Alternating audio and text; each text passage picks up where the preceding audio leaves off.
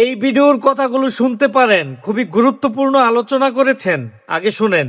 রাম মন্দির নিয়ে 24 সালের ভোট করলো বিজেপি।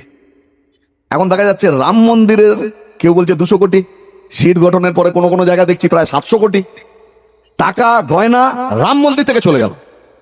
রাম মন্দির বিশ্ব হিন্দু পরিষদ, বজরং দল, আরএসএস, বিজেপি এদের রাজনৈতিক জায়গা হয়ে দাঁড়ালো, মানে ধর্মীয় স্থান রাজনীতির দখলে চলে গেল।